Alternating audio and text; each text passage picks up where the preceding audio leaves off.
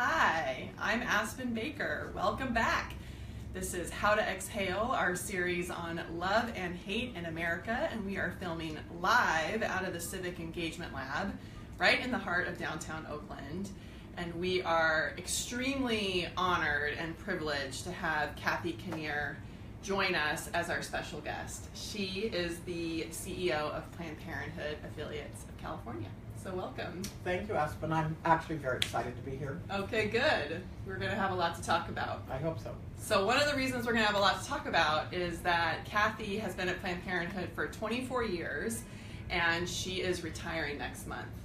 And so everyone at Exhale wanted to make sure that we had a chance to get Kathy in here to talk to us and share all the things that she has done as being the leader of Planned Parenthood Affiliates of California, what she's learned, and really for us to have the chance to really celebrate and to honor you and the leadership that you've had in California. I appreciate it. Yeah. So Kathy's been a really important person for Exhale. You know, there was a time when people weren't totally sure about what we were up to. And Kathy was able to really see beyond a lot of those fears and concerns that people had and know that we were really aligned in our shared goals of wanting to listen to and to support women and our willingness to really reject labels so that we can meet people where they are and open up difficult conversations. And because Kathy was, in her position and with her level of influence, her becoming a champion for Exhale made a huge difference for us in a lot of different areas and created a really big impact. So we're incredibly grateful for her. And I've gotten to know her over the years, and I just have the deepest respect and admiration. She is very creative and open and rejects the status quo and convention, and that is really hard to do when you're in leadership for a long time, and it's especially hard to do when your leadership is in abortion politics. So Absolutely. We are happy to have you here. Well, and I'm honored, and I, totally respect from day one what your vision for Exhale, and I'm amazed at what you've accomplished over 17 years. It's astounding. Well, thank you, Kathy. So let's get back to you and talk about how did you come into your job at Planned Parenthood? What were you doing before? Why did you want this job? So I started at Planned Parenthood 24 years ago, but I had been at March of Dimes Birth Effects Foundation for 18 years. Okay. And I had an opportunity to do maternal and child health policy. Mm-hmm. And, March of Dimes didn't have a public policy program, and then one day they did, and my boss said, I was in charge. And I'm like, I'm in charge of what? I don't even know what it is.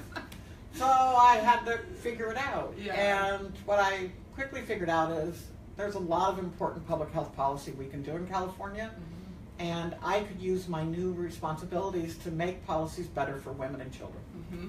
So that was wonderful. Mm-hmm. And along the way, I learned a lot, mm-hmm. all by on-the-job training experience. Public policy is not rocket science. Mm-hmm. It's not like you do this, this, and this, and then you get that. It's more art. Linear. Yeah. It's more art, mm-hmm. and there are a lot of factors you don't have control over. Mm-hmm. But at the heart of it, you can do policy. Mm-hmm. And so you went to Planned Parenthood to do some policy. Yeah. The transition from March of Dimes, Governor George Majan cut family planning programs twice. Okay. And from my March of Dimes perspective, I recognized the access to family planning to time and spaced pregnancies was really important to improved birth outcomes. Okay. And I was very frustrated that March of Dimes no, we're not going to oppose those cuts to family planning. Mm-hmm. And I'm like, but women need us to mm-hmm. oppose them. Women need access to family planning. Mm-hmm. So that sort of planted the seed that I saw the need to be a little bit more political if I really wanted to help women and children of California. Mm-hmm. So the opportunity arose when my predecessor, Norma Clevenger, was stepped down to retire, and she said, Kathy, I want you to put your hat in the ring. Mm-hmm. And I did, and here I am 24 years later. Could you ever imagine it was going to be 24 years? It's interesting you ask that, because I didn't. I I just have always been a person who takes it 1 year at a time. I didn't have a 10-year plan. I didn't have a 20-year plan. I certainly didn't have a 24-year plan. Yeah. But as long as I had the opportunity to improve maternal and child health, and got to work with the great people that I did, and the interaction with the volunteers and our supporters, it's always been a labor of love, not work. Very clearly. Yeah. And so when you took that job, I think you said there was like 2 people, you know, in that office. So it's very, you know, different than what it is now. And you've really grown the organization and expanded the number of people that Planned Parenthoods around the state serve. Like, how did you do that, Kathy? So one of the things we had done at March of Dimes was expanded access to prenatal care. And we did that in the Medicaid program with a waiver. Okay. So that brought over 1 million women into prenatal care who previously didn't have it. So at March of Planned Parenthood, we really had an opportunity when Pete Wilson was governor.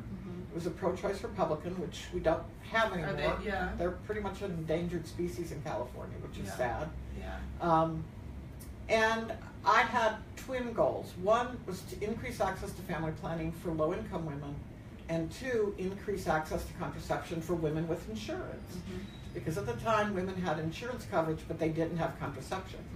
And that's playing out now over the Affordable Care Act. But I remember that personally. Yeah, personally. Yeah. So we then began this quest, and I thought the first thing to do was to get access for insurance coverage, because at the time, the state had a deficit, and I thought, I'm not going to get Pete Wilson to spend money, so the insurance mandate doesn't cost the state money. And a lot of reasons why, but he ultimately vetoed that bill, which really pissed off a lot of women in his cabinet. He had a strong cabinet full of women, and his executive branch full of women, and they're like, what do you mean you vetoed a contraceptive bill? And so he then said, okay, well, we'll do the government expansion. And we had to bring about that change. And that was a significant change, because we went from a small Office of Family Planning and little grants to affiliates to say, okay, now you're going to be a Medicaid provider, and now you have to learn how to bill insurance. And that was kind of scary, because before they had a guaranteed, we're going to get this amount of money. And then we had to go from, well, we don't know how much money. It all depends if patients come or not. And at the end of the day, it was a lot of convincing people that it was going to be okay. And the reality is, if patients know and trust the services you provide, they will come back. And that was always been the secret. So that program, called Family Pack, now serves 1.2 million women. We, at our height, served 1.8 million women in California. And it's allowed our affiliates to grow and expand, because we got reimbursement based on the number of people we serve, not a limited grant. So that's grown our 2.5 people office to really an office of 15. Wow. And such a good example of how politics or policy isn't linear, that you were going for this one bill, that got vetoed, there was a backlash to it, which created pressure for this other one, which you didn't think you were going to get. But then you were ready and able to go on that. And it's a business model change for all the affiliates. Significant. And any kind of business model change like that is is a really big deal, and to be to lead that and then to have that be successful and serving that many people over this much time is just a remarkable accomplishment, Kathy. Well, thank you. I'll take credit for the policy, but I really give credit to the affiliates. If they weren't out there providing quality reproductive health care for our patients, there wouldn't be a business model. That's right. They wouldn't come back. They would not come back, and because they did have other options for other providers. So it's really this partnership that we've been able to work with our affiliates on the policy side, so they can do what they do best, which is provide that quality reproductive health care. Yeah. So actually, I know what you're talking about when you're talking about affiliates and policy, and maybe we should just explain that for a second, and that the Affiliates of California is the public policy and political arm for all the other Planned Parenthoods in the state. And a single affiliate like Planned Parenthood Northern California, for example, might have multiple health centers within Right. you know, one affiliate, and they are a member of your organization, which is on the forefront of the policy. Right. Is that accurate? Yes, so there's 7 affiliates. 7 and affiliates. Amongst them, they operate 115 health centers Okay. statewide, and we serve about 850,000 patients a year Mm-hmm. for really a total of 1.2 million visits. Because there are Got more it. than Got one it. visit sometimes. That's right. But all of their reproductive health care, and in a few locations, prenatal and primary care. Yeah. So, but every day we do our best to meet a patient's needs. So over the years, as I see something that a political leader or an elected official sort of says in the media or gets written about, and I'm like, I don't understand this. Like, why are they saying this? You know, or what is happening? And I'll call Kathy, and Kathy is so generous that she takes my call, and I say, Kathy, I don't understand what is happening, and she'll be like, well, Aspen, you know, let me take you behind the scenes here of this, of, you know, these politics that are playing out and how you're sort of seeing that in what you read. Yeah. And so that's just, you know, part of the wisdom that you've always offered me, but you know politics so well. And so I want to make sure we kind of hear about that a little bit, and you know, what, especially in this age of a Trump presidency and all of the shenanigans that are taking place and the threats and attacks, help us understand political power and what that means. So, you know, I'm not sure I can fully explain the Trump administration. No, I'm not asking. Boy, that's going to take longer than our session. It is. But what I can say is that, you know, reproductive health care has become completely polarized from a political perspective. Not from a public opinion perspective, but from a political perspective. The Republican Party is completely, you know, not just carved out access to abortion. They've also explicitly, you know, sex education and family planning and Planned Parenthood, it's now political. Yep. So when you cross that line from personal to political in public policy, you then have people who have to defend their political position. And so to do that, they'll align themselves with organizations that mirror that political position. And from a candidate point of view, they'll try to make sure, does that help me get elected in my district? Does it not help me get elected in my district? So what you've seen across the country is that there are districts that are what we'd call solidly Republican or solidly Democrat, but then there's a group of those districts that are still competitive. And in those districts, then it's up to each candidate to express more convincingly their point of view. So it plays out in that way politically, and then that transfers to the Capitol once they're elected and they get into the building. Okay, now what am I going to do? I've got this legislation. And one thing I noticed at March of Dimes was that because I was self-taught, so I just learned through a lot of observation, asking anybody a question, not feeling like it's a stupid question, just feeling that I should ask it anyway. But what I noticed is most legislation gets voted on from a strictly partisan point of view. It's like and at March of Dimes, we were apolitical, non-political. Yeah. And Who's against motherhood and apple pie, Yeah. right? And I would talk and meet with Republicans and give them my arguments. But I only found a few Republicans that supported our access to prenatal care, for instance. Just a handful. And I kind of learned that people dance with the person who brought you to the party. So, you know, it was very hard to get people to cross those political lines. So then, where those political lines are drawn matters a lot for women and children's health policy. Because if we don't have a majority, then we can't affect policy for women and children effectively. So I then recognized I need to have some political voice as well. And March of Dimes didn't have a political voice at all.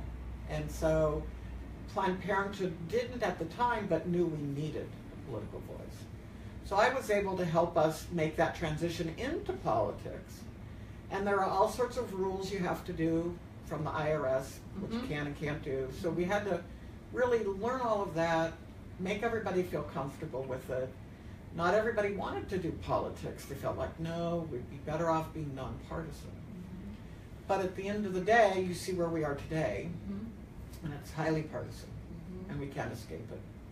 So it changed a business model in Planned Parenthood, created a policy to serve, over 1 million women every year, and move the organization to understanding the larger landscape and what you need to do to affect it. So this is quite a record, Kathy. Thank you.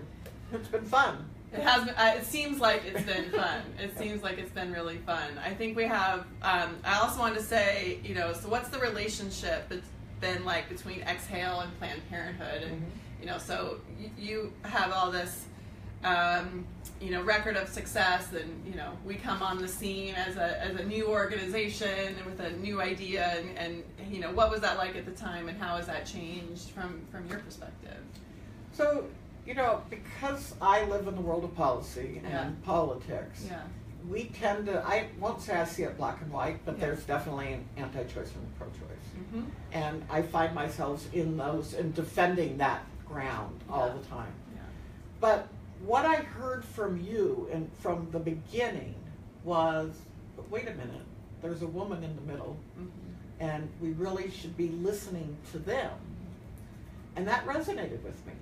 And it resonated with me because I was a woman who made a decision to have an abortion, but I also knew women may have regrets because of the circumstances at the time. They felt they needed to end the pregnancy. And so that seemed real to me. And I thought, well, we can create space. And what was important to me was to make sure that you were truly neutral. And that you were truly there to help women and to listen to women. And as long as I felt you were neutral, I felt you were important. You were important in the lives of women, and we needed to be friends and trust each other. So that's what we did. So we're friends. We're friends. And we trust each other. And we do. And that's hard to do in politics and on abortion for 17 years. Well, it's much harder for you. Years with a lot of changes. A lot harder for me. Yeah, because you've been pulled. No, you have to pick sides. You're really pro-choice because you support the women. No, I'm not. And I respected that in you because I think there might have seemed times where it might have been easier to pick a side. And then everybody, puts their arms around you and hugs you. And, it would have been easier. Yeah, it would have been easier. But that's why you're the leader you are. Because you did the hard work and you toughed it out. You grew Exhale. I mean, Exhale was tiny.